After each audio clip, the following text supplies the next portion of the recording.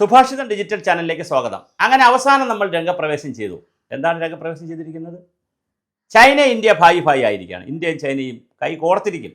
US-ൻ്റെ ഭീഷണി നേരിടാനായിട്ട് ഇന്ത്യയും ചൈനയുമായിട്ടുള്ള ബന്ധമുണ്ട്. മോഡി ജപ്പാനിൽ പോയി ഇത് വളരെ കൃത്യമായി തുറന്ന് പറഞ്ഞു കഴിഞ്ഞു. 6 ലക്ഷം കോടി ഇന്ത്യയിൽ നിക്ഷേപിക്കാൻ ജപ്പാൻ വരുന്നുണ്ട്. അപ്പോൾ ജപ്പാൻ നമ്മളുമായിട്ട് കൈകോർക്കാൻ പോകുന്നു. നാളെ ചൈനയിലേക്ക് പോവുകയാണ്. അപ്പോൾ ഇന്ത്യ ചൈന റഷ്യ സാധ്യത കുറേ ദിവസം കൊണ്ട് നമ്മൾ ഈ ചാനലിൽ പറയുകയാണ്.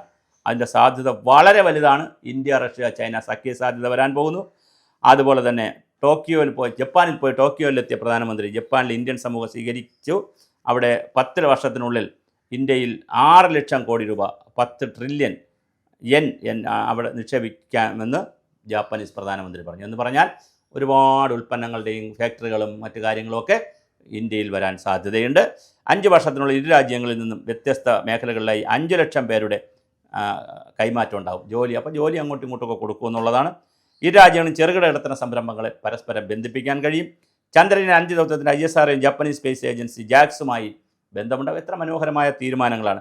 ക്രെഡിറ്റ് സംവിധാനം, ധാതു വിഭവം പങ്കിടൽ, ഡിജിറ്റൽ പങ്കാളിത്തം, AI ആർട്ടിഫിഷ്യൽ ഇൻ്റലിജൻസ്, സുസ്ഥിര ഇന്ധനം, ബിസിനസ് മേഖലകളിൽ സംയുക്ത സംരംഭങ്ങൾ, ഇതെല്ലാം ജപ്പാനുമായി നമ്മൾ ധാരണയാകുന്നു. അതുപോലെ ചൈനയുമായി നമ്മൾ വലിയ ധാരണയിലേക്കാണ് പോകുന്നത്. ആ ധാരണയിലൂടെ തീരുവ കുറയ്ക്കുന്നതിൻ്റെ പ്രശ്നങ്ങളുണ്ട്, കയറ്റിറക്കുമതിയുടെ പ്രശ്നങ്ങളുണ്ട്. ഇതെല്ലാം പരിഹരിക്കാൻ പോവുകയാണ്. അമേരിക്ക വലിയ വാളാണ് നമുക്കെതിരെ എടുത്തിരിക്കുന്നത്. ആ വാളിനെതിരെ നമ്മൾ വലിയ തോതിലാണ് നമ്മൾ കൈവയ്ക്കാൻ പോകുന്നത്. എന്തായാലും ഇന്ത്യ ചൈന റഷ്യ സഖ്യമാണ് വരാൻ പോകുന്നത്. ഈ സഖ്യത്തിലൂടെ വലിയ അജണ്ടകളുമായിട്ടാണ് നമ്മുടെ പ്രധാനമന്ത്രി ചൈനയുടെ തലസ്ഥാനത്തേക്ക് പോകുന്നത്.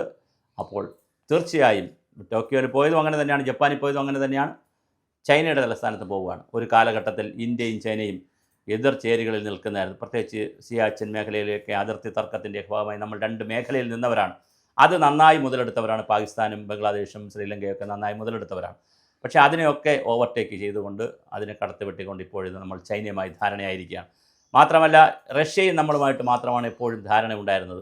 അമേരിക്കയുമായി ഇണങ്ങിയും പിണങ്ങിയുമാണ് നമ്മൾ പൊയ്ക്കൊണ്ടിരുന്നത്. പക്ഷേ അതിൽ നിന്ന് വ്യത്യസ്തമായി അമേരിക്ക നന്നായി നമ്മളോട് പിണങ്ങുന്നു. ആ പിണക്കത്തിൽ നമ്മളത് മൈൻഡ് ചെയ്യാതെ ചൈനയുമായി കൈകോർക്കുകയാണ്. അങ്ങനെ ചൈന ഇന്ത്യ റഷ്യ ബന്ധം വളരെ വലിയ തോതിൽ ഇന്ത്യയിൽ വരുന്നുണ്ട്. അത് വരുന്നത് തന്നെ തീർച്ചയായിട്ടും നമുക്ക് ഭയങ്കരമായി ഗുണം ചെയ്യും. നമ്മൾ 2 കൂട്ടരും കൂടെ ചേർന്നാൽ 300 കോടി ആളുകളാകും. റഷ്യയും കൂടെ വന്നു കഴിഞ്ഞാൽ 350 കോടി ആളുകൾക്കപ്പുറം നമ്മൾ ഒന്നിച്ച് നിൽക്കാൻ കഴിയും. പിന്നെ ബ്രിക്സ് രാജ്യങ്ങൾ നമ്മൾ കൈവച്ചിട്ടുണ്ട്. ബ്രിക്സ് രാജ്യങ്ങൾ ഒന്നിച്ച് നിന്നാൽ അതിനകത്ത് ബ്രസീൽ, റഷ്യ, ഇന്ത്യ, ചൈന, പിന്നെ സിംഗപ്പൂർ എന്നൊക്കെ പറയുന്ന ബ്രിക്സ് രാജ്യങ്ങൾ, BRICS ബ്രിക്സ് രാജ്യങ്ങൾ ഒന്നിച്ച് നിന്നാൽ, പിന്നെ അതിനകത്ത് സൗദി, ഒമാൻ, അങ്ങനെ കുറേ UAE രാജ്യങ്ങളൊക്കെ ഉണ്ട്. ഇവരെല്ലാം കൂടെ ഒന്നിച്ച് നിന്നാൽ നമ്മുടെ ഡൊണാൾഡ് ട്രംപിൻ്റെ പണി തെറിക്കും. തീർച്ചയായിട്ടും ഇന്ത്യ അതിനുള്ള തേരോട്ടത്തിലാണ്. അമേരിക്കയിലെ ഡോളർ ഉൾപ്പെടെ പൊളിച്ചടുക്കിയിരിക്കുമെന്നുള്ള നിശ്ചയദാർഢ്യത്തോടുകൂടി ഇന്ത്യ നീങ്ങുകയാണ്. ഇപ്പോഴത്തെ ഇന്ത്യ ചൈന ബന്ധം ഊഷ്മളതയിലേക്ക് പോവുകയാണ്. അത് വളരെ 2 വിരുദ്ധ ചേരിയിൽ നിൽക്കുന്നവരാണ്. അതാണ് മനസ്സിലാക്കുക. ഒന്ന് കമ്മ്യൂണിസ്റ്റുകാരാണ്, 2 BJP-ക്കാരാണ്. ഇന്ത്യയിലാണെങ്കിൽ അവർ നഖശികാന്തം എതിർക്കുന്നവരാണ്. ആ 2 ചേരിയിൽപ്പെട്ടവർ ഒന്നിക്കുമ്പോൾ പൊതുശത്രുവിനെതിരെ കുഞ്ഞു ശത്രുക്കൾ ഒന്നിച്ച് മിത്രങ്ങളാകുന്നത് പുതിയ കാഴ്ചയാണ്.